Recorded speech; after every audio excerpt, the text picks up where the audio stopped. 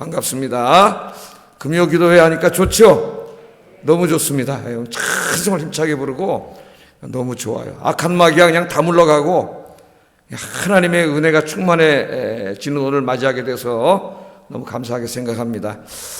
이제 오늘을 기점으로 해가지고 다음 주에도 또 금요기도를 계속 하려고 그래요.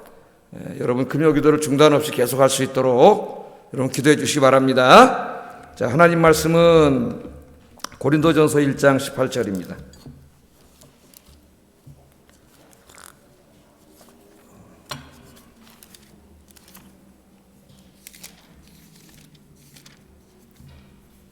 고린도전서 말씀은 이제 주일날 아침에 조금 강의하다가 중단한 가운데 있는데 앞으로 계속 다시 이제 강의를 하려고 합니다. 자, 오늘은 1장 18절 말씀만 한번 읽어보겠습니다. 1장 18절 시작. 멸망하는 자들에게는 미련한 것이요 구원을 받는 우리에게는 하나님의 능력이라. 십자가의 복음이 하나님을 믿는 우리에게, 구원을 받은 우리에게는 하나님의 능력이 된다 그랬습니다. 오늘은 그래서 이 고린도전서의 말씀을 주해하지는 않을 거예요. 조금 이 말씀을 중심으로 해서 십자가가 어떻게 하나님의 능력이냐, 어떤 하나님의 능력이냐, 그 능력이 우리의 삶과는 어떤 관계가 있느냐, 이 부분을 조금 성경 전체적으로 한번 살펴보려고 합니다. 오늘은 성금요일입니다. 우리 예수님께서 새벽 일찍 체포되셔가지고 유대인들의 그 재판장인 산헤드린 공회에 끌려가서 새벽에 재판을 받으셨죠.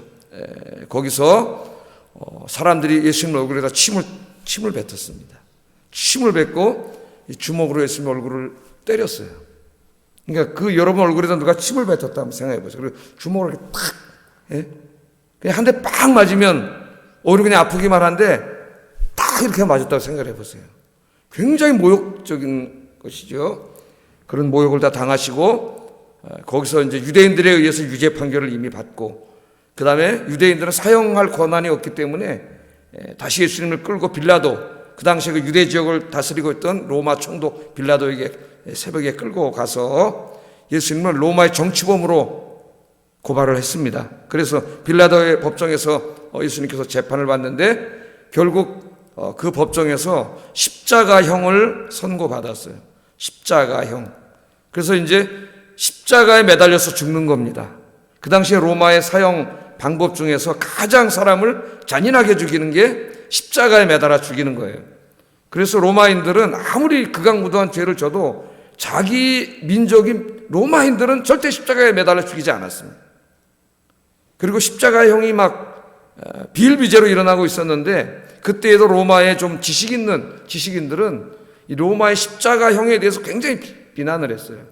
문명인이라고 하는 로마인이 아직도 인간을 십자가에 끔찍하게 죽인다는 것은 너무 야만적인 것이다, 그렇게 주장을 했습니다. 그런데 예수님에게 십자가형을 내리셨어요. 그래서 예수님이 이제 십자가를 지고 갑니다. 머리에는 큰 가시면류관을 갖다 꽉 얹혀놨습니다. 그러니까 어떻게 되겠어요? 가시가 확 찔렀겠죠. 피가 막 더운 몸으로 흘렀겠죠. 자기가 매달려 죽어야 될 십자가를 보통 죄인들이 지고 갔습니다. 그 십자가를 지고 가셨는데, 지고 가시다가 너무 기력이 다해서 지고 갈 수 없으니까 옆에 지나가던 사람을 불러가지고 그 십자가를 대신 지고 가게 할 정도로 예수님 온갖 그 고통과 완전히 탈진되셔가지고 골고다 언덕에 올라가셔서 그 다음에 십자가에 매달리셨는데 두 손과 두 발에 큰 대못을 박았죠. 우리 옛날에 영화에서 패션 오브 크라이스트에서 그 못 박는 장면을 영화에서 봤는데, 이만한 못으로 그냥 여기 손목에다 꽉, 저렇게 보다 눈을 빡 감았어요. 도저히 볼 수 없는데 눈을 그냥 확 감았습니다. 빡! 그 고통이 얼마나 심했겠습니까, 여러분? 그 피가 나는 자하고 그렇게 매달려서 6시간 동안 고난을 받으시고 그렇게 십자가에서 죽으셨습니다. 왜 그렇게 하나님이신 그분이 왜 그렇게 고난을 받으시고 십자가에서 죽으셔야 했죠? 저와 여러분이 지은 죄를 대신 짊어지시고 우리의 죄를 용서하실 뿐만 아니라 우리의 죄값, 우리가 져야 될 죄의 형벌을 예수님이 대신 받으신 거예요. 안 그러면 우리가 그 형벌을 다 받아야 됩니다. 예수님이 십자가에서 그렇게 끔찍하고 고통스럽게 죽었다는 것은 우리가 지은 죄의 값을 우리가 하나님 앞에 받아야 되는데 그 형벌이 얼마나 심각하고 고통스러운가를 보여줘요. 근데 예수님이 그걸 다 짊어지시고 죽으시면서 다 이루었다. 그리고 죽으셨습니다. 다 이루었다. 그러니까 예수님께서 하나님이신데 그분이 인간으로 인간의 역사 속에 찾아와서 이루고자 했던 그 주님의 목표를 다 이루었다는 거예요. 그게 뭐예요? 우리 대신 죄를 짊어지고 죽으시는 거죠. 우리 죄를 사하시고 우리를 구원하시는 겁니다. 그래서 2000년 전에 예수님이 골고다 언덕에서 죽으심으로 이 모든 죄사함과 구원을 다 이루셨어요. 자, 그런데 이 십자가는 2000년 전 과거에 일어났던 역사적 사건만은 아닙니다. 그렇다면 그게 무슨 의미가 있겠어요? 지금 21세기에 살아가는 이 시간에도 예수 그리스도 앞에 무릎 꿇고 자기가 죄인임을 고백하고 그 십자가의 예수님을 영접하는 사람들, 그 사람들이 십자가의 예수님을 영접할 때에 2000년 전에 십자가에서 죽으신 그 십자가 사건이, 그 놀라운 구속 사건이 21세기 대한민국 수도 서울 마포구에 사는 그 사람의 인생의 현재가 된다는 거예요. 현재가. 그러니까 십자가는 단지 역사적인 의미만 있는 게 아니라 그것이 지금도 예수님을 믿는, 십자가의 주님을 믿는 사람들에게 강력하게 역사하는 실존적인 의미가 있는 거죠. 실존적인 의미가. 그래서 예수님을 믿게 되면은 우리 옛사람이 예수님과 함께 십자가에 못 박히는 역사가 일어나는 겁니다. 영적으로 그런 일이 일어나는 거예요. 우리 옛사람 예수님과 함께 십자가에 못 박히고 그 다음에 새 사람으로 다시 태어나는 역사가 일어나는 거예요. 그래서 오늘은 그 부분에 대해서 한번 좀 말씀을 아침에 증거하려고 합니다. 제목이 뭐예요? 십자가, 삶을 변화시키는 하나님의 능력. 우리가 십자가의 예수님을 나의 구주로 영접할 때에 우리 안에 이 십자가의 능력이 엄청나게 역사해서 우리 삶의 근본적인 것을 다 변화시켜요. 병약한 우리 몸을 건강하게 하고 병약한 우리 마음과 정신을 강건하게 하고 우리 모든 것들을 다 치유하죠. 이런 놀라운 역사가 일어나는데 많은 것들을 설교할 수 있겠지만은 오늘 이 짧은 시간에는 우리의 옛사람이 죽고 새 사람으로 다시 태어나는 이 부분을 좀 말씀을 증거하려고 합니다. 자, 갈라디아서 2장 20절 말씀에 보면은 이런 말씀이 있습니다. 한번 읽어보겠습니다. 갈라디아서 2장 20절 한번 읽어볼까요? 내가 그리스도와 함께 십자가에 못 박혔나니. 사도 바울이라는 사람은 원래 예수님 안 믿는 사람이죠. 예수님을 나사렛 이단이라고 생각했던 사람입니다. 이 사람. 그래서 예수님 믿는 사람들을 핍박하고 교회를 핍박하고 심지어는 잡아다 감옥에 가두고 고문하고 때리고 스데반 집사님이 잡혀가서 돌에 맞아 죽을 때는 거기 증인으로 앉아 있었어요. 그러니까 간접적인 살인까지 한 정말 죄인이죠. 주님 앞에. 그래서 사도 바울은 늘 주님 앞에 쓸 때는 감히 죄인이라는 말도 못했습니다. 내가 죄인 중에 괴수입니다. 그래서 죄인 중에 괴수입니다. 그런 사람이 바로 이 바울이고 늘 하나님 앞에 그런 죄책감이 있었어요. 너무나 죄송한 마음. 그러나 그것은 알지 못해서 그렇게 했던 거죠. 알지 못해서. 주님을 만난 다음에는 이 사람이 변했는데 그 십자가가 자기를 변화시켰어요. 핍박자를 선포자로. 그래서 자기가 핍박하던 예수를 위해 순교하는 사람으로 변화시켰습니다. 이 놀라운 변화가 일어났는데 그것을 갈라디아서 2장 20절에 내가 그리스도와 함께 십자가에 못 박혔다. 그렇게 말합니다. 그러니까 자기가 예수님을 믿는 그날 자기 인생에 부활하신 예수님 찾아왔고 그래서 자기가 예수님을 이제 깨닫게 되고 메시아임을 알게 되고 자기가 예수님을 영접하였던 그날 엄청난 사건이 엄청난 변화가 자기 인생에 일어난 거예요. 어떤 일이 벌어졌냐면은 예수님과 자기가 연합된 겁니다. 연합. 로마서 6장의 언어로 말하면 하나가 된 거죠. 어디서? 십자가에서. 그 놀라운 신학적인 고백을 해요. 그날 예수님을 로마 군인들이 못을 박아가지고 예수님을 십자가에 죽였는데 자기가 예수님을 구주로 영접한 그날 자기 인생에 예수님의 십자가 사건이 자기의 실존적인 사건이 됐다는 거예요. 그래서 그날 실제로 어떤 일이 벌어졌어요?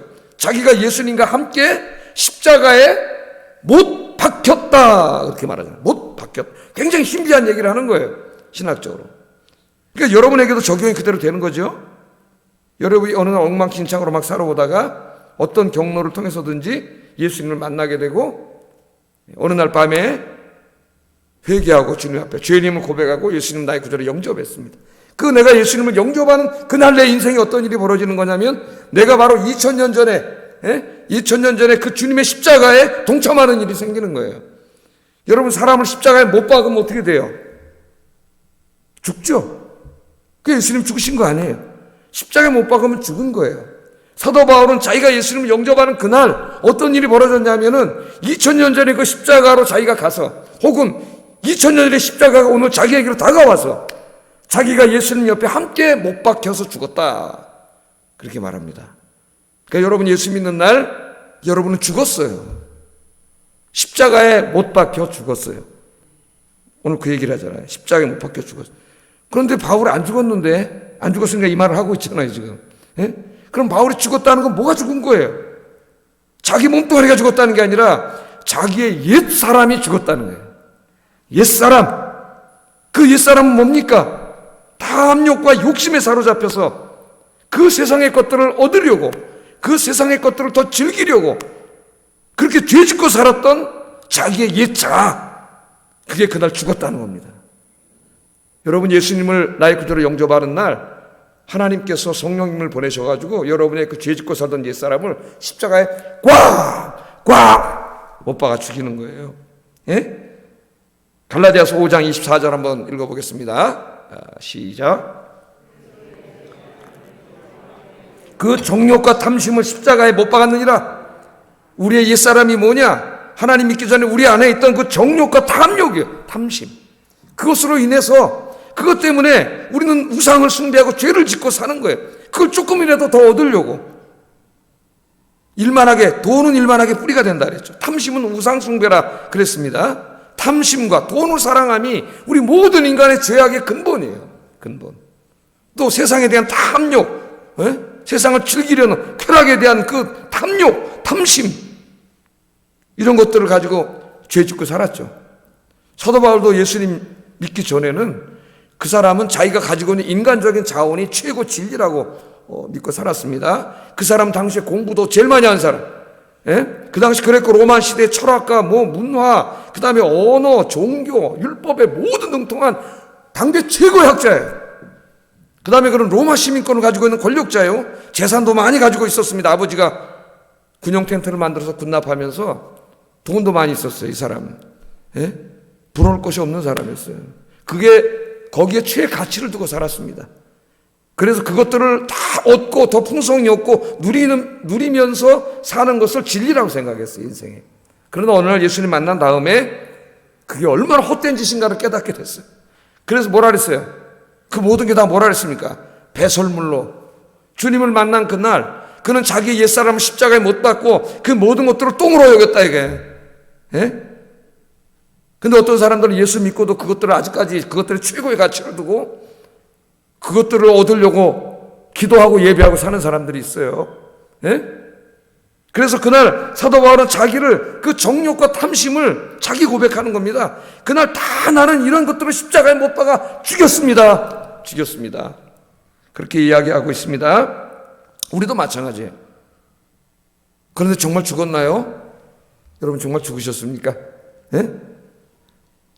저 자신에게 물어봐도 안 죽었어요 아직. 죽었는데 분명히 신학적으로는 영적으로는 죽었는데 성경이 그렇게 선언하고 있는데 내가 진짜 예수님을 믿었다면 진짜 내가 예수님 나의 구주로 영접했다면 나의 옛사람은 죽었는데 그런데 이게 웬일입니까? 지금 저도 예수 믿은 지 벌써 50년 이상이 됐는데도 계속 아직도 옛사람이 살아나와.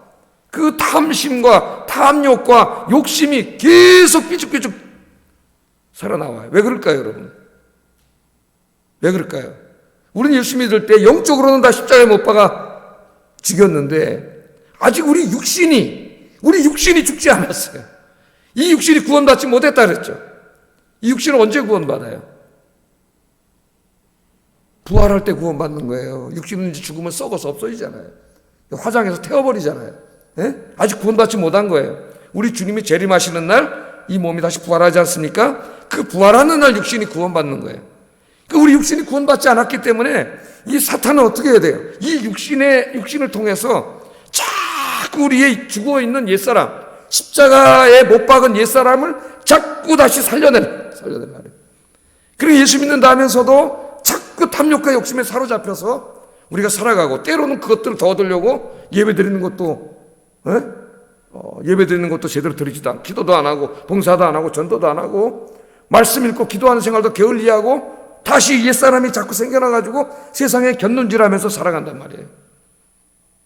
그래서 성경은 우리에게 뭐라 그러냐면은, 계속 이게 살아나기 때문에 우리는 이미 십자가에 못 박은 사람이지만 계속해서 우리의 옛사람을 십자가에 못 박아야 된다고 이야기를 하고 있어요, 성경은. 우리가 만일 사탄의 이 시험에 빠져가지고 죄를 지면은 그 일은 어떤 일을 범하는 거 하냐면은 예수님을 다시 십자가에 못 박는 일이에요. 못 박는 일. 그리고 다시 죄에게 종로로 타는 삶을 사는 거라고 얘기합니다. 로마서 6장 6절 7절 한번 읽어보겠습니다. 시작.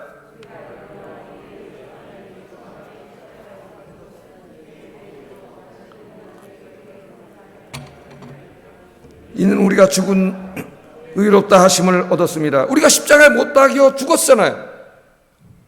왜 하나님이 우리 옛사람을 죽이셨냐면 다시는 죄 짓지 않게 하기 위해서. 여러분 잘 아셔야 돼요. 이 죄는 심각한 문제예요. 예수님이 왜 십자가에서 그렇게 끔찍하게 죽으셨어요? 우리 죄 때문에 죽으셨어요. 그래서 예수님께서는 우리를 구원해 주신 다음에 우리를 십자가에 못 박았어요. 옛사람을 죄 짓지 못하도록. 그런데 우리의 이 구원받지 못한 육신을 통해 마귀가 계속 역사해서 계속 죄를 져요. 이 죄를 지면은 여러분 심각한 문제가 발생합니다. 빌립보서 3장 18절 19절 한번 읽어보겠습니다. 시작. 여러 사람들이 그리스도의 십자가의 원수로 행하느니라. 그들은 마침은 멸망이요 그들의 신은 배요 그 영광은 그들의 부끄러움에 있고 땅의 일을 생각하는 자라. 내가 여러 번 너희에게 말하였거니와 이제도 눈물을 흘리면서 말한다. 바울이 이렇게 말합니다. 눈물을 흘리면서 뭐예요? 너희들이 그리스도의 십자가의 원수로 행한다래. 예수님이 우리의 죄를 해결해 주시려고 십자가에서 죽으셨는데 그 주님의 십자가를 믿고 구원받았다고 하는 사람들이 또 자꾸 죄를 져요. 그럼 결국 어떻게 되는 거예요? 그 십자가의 원수가 된다래. 원수가. 이 죄는 결코 가벼운 문제가 아니에요. 다시 탐욕과 욕심에 사로잡혀서 세상으로 향하게 되면은 그거는 예수님의 십자가의 원수로 사는 거예요. 원수로. 아주 강력한 말을 여기 하고 있습니다. 뿐만 아니라 히브리서 저자는 더 강력한 말을 하세요. 히브리서 6장 6절 한번 읽어보겠습니다. 시작. 이는 그들이 하나님의 아들을 다시 십자가에 못 박아 드러내놓고 욕되게 함이라. 이거 놀라운 말 하잖아요. 뭐라 그러셨어요?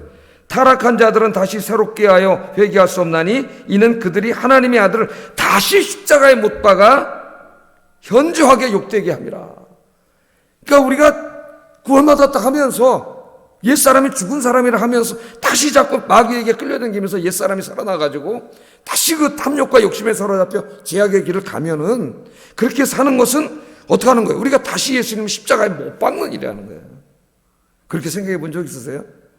내가 자꾸 죄를 짓고 세상을 사랑하고 살아갈 때 내가 그렇게 사는 행동이 예수님을 십자가에 못 박아 죽이는 행동이라는 거예요. 다시 한번. 예수님을 십자가에 못 박은 자들은 로마 군인들, 대제사장들만이 아닙니다, 여러분. 내가 늘 다시 죄를 짓고 옛사람의 모습으로 다시 살아가려고 할 때 그 삶의 모습은 다시 예수님을 십자가에 못 박아 죽이고 현저하게 욕을 보이는 행동이라고 사도 바울은 강력하게 우리에게 이야기하고 있어요. 자, 여러분, 이렇게 정리해 보겠습니다. 금요기도회니까. 어떻게 돼요? 우리가 구원받았지만 육신은 구원받지 못했습니다. 마귀는 계속 역사해요. 우리 옛사람이 다시 살아나도록. 죽어있는 옛사람을 다시 살리려고 계속 역사합니다. 그러므로 이제 우리는 어떻게 돼요? 늘 주님 앞에 이렇게 기도와 말씀으로 기도하면서 십자가 공로 의지하고 우리의 이 다시 막 꿈틀꿈틀 살아나는 옛사람을 날마다 십자가에 못 박아야 돼요. 죄를 지면은 예수님을 십자가에 못 박는 거예요. 그와 같은 죄가 어디 있어요? 그러나 이제는 우리가 주님 앞에 나와서 예배하고 기도하면서 회개하면은 예수님을 십자가에 못 박는 게 아니라 나를 십자가에 못 박는 거예요. 죄악된 나를, 다시 살아나는 나를, 이 죄악된 옛 자아를 우리는 이미 죽었는데 다시 살아나기 때문에 날마다 십자가에 못 박아야 됩니다. 날마다 십자가에 못 박는 이 시간 되기를 주의 이름으로 축복합니다. 늘 기도하면서 정말 작은 것 하나라도 죄에 대해서 민감해야 돼요. 철저하게 우리가 회개해야 됩니다. 그렇지 않으면 우리는 다시 십자가의 원수로 행하는 것이고 우리 예수님을 다시 십자가에 못 박아 욕보이는 삶을 살아가는 거다. 그래서 우리는 날마다 우리 자신을, 옛사람을 십자가에 못 박아야 된다. 사도 바울도 뭐라 그랬어요? 내가 날마다 죽노라 그랬죠. 내가 날마다 죽노라. 자기의 옛사람을 날마다 죽여야 돼요. 날마다 기도와 말씀으로 주님 앞에 무릎 꿇고 그 옛사람을 십자가에 탁 못 박으세요. 그 십자가에 매일매일 못 박으면은 나의 부끄러운 모습들이 자꾸 없어져요. 그 예가 자꾸 소멸돼요. 그래서 나중에는 예수님 닮은 사람이 될 때 정말 작은 예수가 되는 거예요. 하나님 형상이 되는 거예요. 우리는 지금 그런 과정에 있습니다. 날마다 십자가에 못 박는 여러분 되기를 주의 이름으로 축복합니다. 자, 이처럼 우리가 예수님을 믿을 때 옛사람이 죽는 일이 벌어진과 동시에 죽으면 어떻게 해요? 죽은 다음에 옛사람이 살아나면 안 되고 새 사람으로 다시 태어나요. 새 사람으로 다시 태어나는 역사가 일어납니다. 자, 어떤 새 사람이냐? 하나님의 선한 일을 하기 위한 새 사람으로 태어난다는 거예요. 우리가 예수 믿기 전에는 죄 짓고 살던 사람이었잖아요. 이제 그 사람은 죽었어요. 우리는 죽었기 때문에 새 사람으로 태어났는데 이는 하나님이 싫어하는 죄를 짓는 사람으로 태어난 게 아니라 이제는 하나님이 기뻐하시는 선한 일을 하기 위해서 새롭게 태어난 사람이에요. 에베소서 2장 10절 한번 읽어보겠습니다. 시작.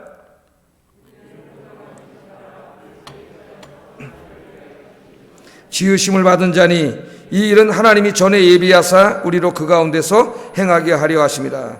우리는 예수 안에서 선한 일을 위하여 지으심을 받았다. 새롭게 지음을 받았다. 뭘 위해서요? 여러분 왜 구원해 주셨어요? 왜 새 사람으로 다시 태어나게 하셨어요? 선한 일을 하는 사람으로 살게 하려고. 또 디도서 2장 14절에도 같은 말씀을 한번 읽어보겠습니다. 시작. 우리를 깨끗하게 하사 선한 일을 열심히 하는 자기 백성이 되게 하려 하심이라. 그러니까 여러분 우리 옛사람이 죽었습니다. 죽은 다음에 다시 태어나서 응애하고 여러분 예수 믿고 구원받는 날 이 놀라운 역사가 일어난 거예요. 여러분 인생에 옛사람이 죽고 새사람으로 다시 태어나는 엄청난 변화가 일어난 거예요. 응애하고 태어났어요. 그래서 이것을 신학에서는 중생했다 그래요. 중생이 뭐예요? 리제너레이션 영어로 그러잖아요. 또는 뭐 born again, 다시 태어남, 리제너레이션 중생. 그게 뭐예요? 다시 태어났다는 말이에요. 다시 태어났다는 말이에요. 어른이지만은 제가 지금 59세인데 오늘 제가 예수님을 믿었어요. 그러면 저는 나이가 59세지만은 옛사람은 59년 동안 죄짓고 살아왔던 옛사람은 십자가에 죽었고 이제 응애하고 1살짜리 애기로 주님 앞에 다시 태어난 거예요. 근데 다시 태어났는데 하나님이 우리를 새 사람으로 다시 태어나게 하신 목적이 있어요. 그게 뭐냐면은 선한 일을 하기 위해서입니다. 이제까지는 악한 일을 하면서 살아왔는데 그 사람을 변화시켜서 하나님이 이제는 선한 일을 하기 위해서 우리를 다시 태어나게 하셨다. 주님이 그렇게 말씀하셔요. 자, 이 선한 일이 뭐냐? 선한 일이 몇 가지만 생각해보고 시간에 기도를 우리가 하겠습니다. 갈라디아서 6장 14절에 한번 읽어봅니다. 시작.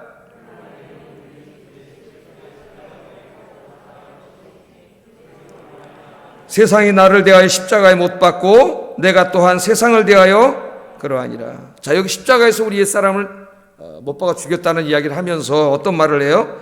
우리 주 예수 그리스도의 십자가 외에는 결코 자랑할 것이 없다. 그러니까 뭐만 자랑하면서 산다는 거예요? 십자가를 자랑하면서 산다는 거예요. 하나님이 기뻐하시는 선한 일은 뭐냐? 십자가를 자랑하는 거예요. 십자가. 사도 바울은 예수 믿기 전에는 자랑할 게 너무 많았죠. 세상적인 걸 다 가진 자니까. 여러분 사람들을 만나면 뭐예요? 조금만 친해지면 자기 얘기 하잖아요. 그래서 다 자기 자랑할 것들 다 자랑하잖아요. 내가 얼마나 대단한 사람인가에 대해서 다 자랑하는데 사도 바울은 예수 믿고 구원받은 다음에는 그거 못 다 똥으로 얘기했어요. 이게 자랑할 게 못 돼. 그 사도 바울은 누구만 자랑한다 그랬어요? 나는 예수님만 자랑한다 그랬어요. 예수님만. 지금은 여러분 교회마다 십자가가 다 이렇게 달려있고 교회의 상징은 십자가고 교회가 십자가를 자랑합니다. 또 우리 여성들이 막 십자가 목걸이를 달고 막 다니죠. 예? 십자가를 자랑하고 다녀요. 그러나 이 당시에 십자가는 부끄러움의 상징이에요. 부끄러움. 왜? 로마의 사형수들이 죽던 사형틀입니다. 결코 자랑할 것이 되지 못해요. 그러므로 일반인들이 볼 때 예수님은 사형수밖에 안 돼요. 로마의 정치범으로 죽은 사형수입니다. 부끄러운 인간이죠. 죄 짓고 사형당했으니까. 예? 정말 예수님이 그거밖에 없다면 자랑할 게 없는 거예요. 그러나 사도 바울은 알고 있죠. 이 예수님 누구예요? 그분이 바로 하나님이세요. 우리를 너무나 사랑하셔서 우리를 구원하기 위해 인간의 모습으로 이 땅에 오신 분이에요. 예? 그분이 우리를 위해서 십자가에서 고난을 받으시고 죽으시고 3일 만에 부활하신 분이에요. 그래서 우리가 죄사함 받았고 구원받았고 하나님의 자녀가 되었고 영생을 얻었고 천국을 축복으로 받는 그런 축복의 사람이 된 거예요. 이 일을 다 이룬 게 뭡니까? 주님의 십자가예요. 십자가. 그래서 사도 바울은 이때부터 아무것도 자랑하지 않고 평생 동안을 예수님의 십자가만 자랑하며 살았습니다. 자랑한다는 게 뭐예요? 다이아 목걸이 십자가 차고 다니는 게 아니고 자랑하는 게 뭡니까? 내 입을 통하여 우리를 이렇게 사랑하시고 우리를 위해 십자가에 죽으신 그 예수님을 이야기하는 거죠. 사람들 앞에. 그게 자랑하는 거예요. 평생 동안. 그게 바로 선한 일이에요. 여러분 열심히 세상에 나가서 주님이 이루신 이 십자가의 구원, 그 십자가의 사랑, 그 십자가의 놀라운 은혜를 매일매일 만나는 사람에게 자랑하며 사시기 바랍니다. 예? 내 명품백, 핸드백, 뭐 반지, 시계 이런 거 자랑하지 마시고 내가 뭐 어느 학교를 나왔네, 내가 뭐 사회적으로 어떤 사람이네 이런 거 자랑하지 마시고 오직 예수님만 자랑하는 여러분 되길 주의 이름으로 축복합니다. 두 번째 하나님이 기뻐하시는 일은 뭐냐면은 화평을 이루며 사는 겁니다. 화평. 에베소서 2장 15절 16절 읽어보겠습니다. 시작.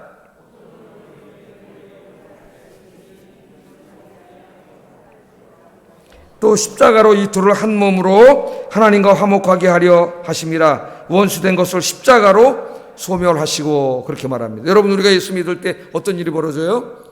하나님과 우리 사이에 화평이 이루어지죠. 우리는 예수 믿기 전에 죄 짓고 하나님과 원수 관계에 있습니다. 여러분 하나님과 원수 관계에 있는 사람이 어떻게 되겠어요? 하나님이 우리를 원수 삼은 게 아니고 우리가 죄를 지음으로 스스로 하나님과 원수가 된 거예요. 근데 하나님께서 먼저 외아들을 보내셔서 우리 죄를 용서하심으로 화해의 손을 내밀어 주셨습니다. 그러므로 그 화해의 손을 잡는 자들은, 다시 말하면 예수 믿는 자들은 이 원수 관계가 깨지고 관계가 회복된다 그랬죠. 우리 로마서에서 다 공부를 했어요. 그래서 하나님과 뭐가 돼요? 하나님 우리 아버지가 되고 우리는 하나님의 자녀가 돼.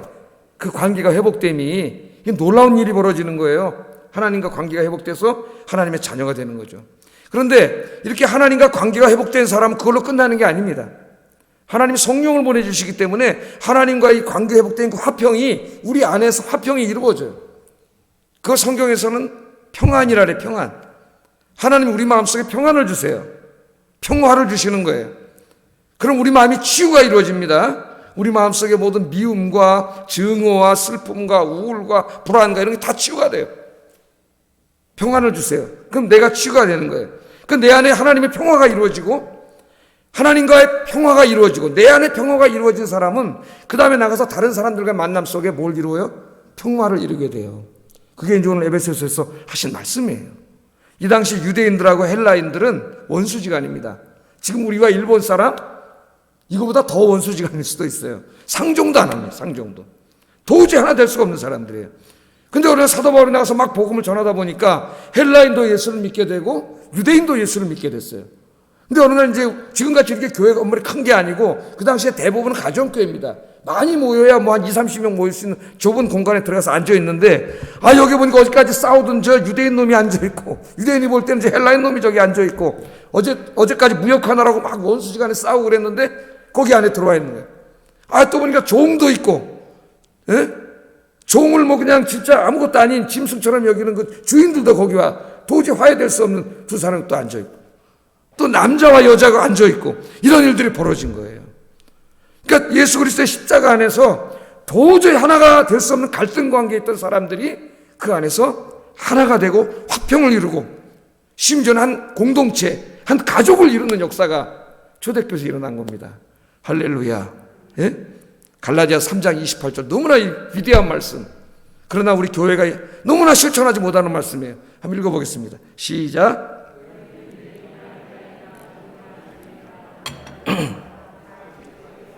하나이니라. 바로 이게 이 말씀입니다. 이 세 가지의 그룹은 갈등 관계에 있는 그룹의 대표적인 사례예요. 도저히 하나 될 수 없는 이 갈등 관계에 있는데 이분들이 예수님 안에서 하나가 된 겁니다. 하나가. 한 가족이 된 거예요. 다 깨진 거예요. 이제 내가 주인으로 막 짐승처럼 다루었는데 저 사람이 짐승이 아니라 하나님의 형상이고 나와 평등한 형제 자매임을 깨닫게 되는 거죠. 예? 남성 우월주의에 빠져 있었는데 그런 게 아니라 우리는 다 하나님의 형상으로 지음받은 동등한 존재라는 걸 깨닫게 되고 헬라인과 유대인 우리가 원수가 아니라 서로 사랑하며 살아야 될 존재라는 걸 깨달아요. 십자가 안에서 이 모든 갈등이 없어지고 하나가 되는 겁니다. 그게 교회예요. 교회. 여러분, 그래서 우리 아영교회가 그런 교회가 되기를 바랍니다. 그게 선한 일이에요. 선한 일. 하나님과 화평을 이루는 사람은 화평을 이루어요. 그런데 세상에는 화평이 없잖아요. 지금 우리 사회를 여러분 보시면 알죠? 예? 미국도 마찬가지고 우리도 마찬가지고 지금 세상이 미쳐가고 있습니다. 언제나 진보와 보수의 대립은 있었지만 지금 이 시기까지 이렇게 원수처럼 된 적은 없어요.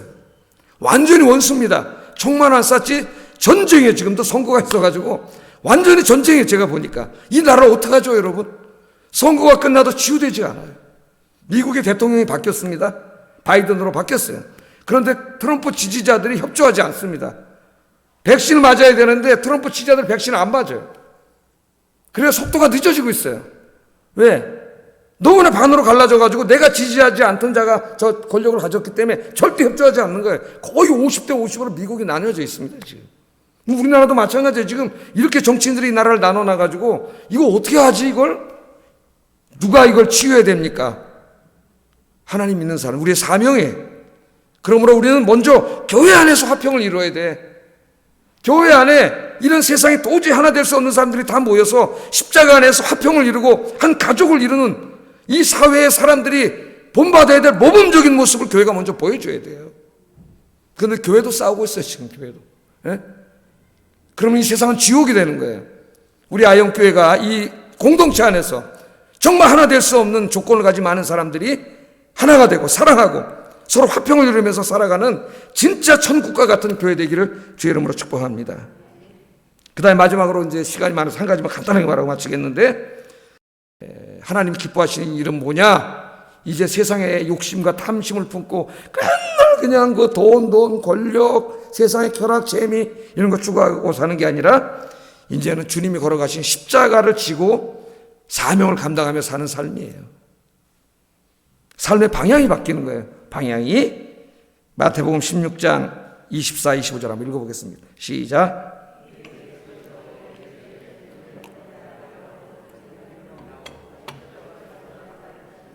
나를 따를 것이 아니라 누구든지 제 목숨을 구원하고자 하면 잃을 것이요 누구든지 나를 위해 제 목숨을 잃으면 찾으리라. 아멘. 우리 예수님 말했습니다. 나를 따르고자 하면 자기 십자가를 지라 그랬어요. 십자가는 쉬운 일이 아니에요. 십자가 자체가 고통이고 십자가는 죽음이에요.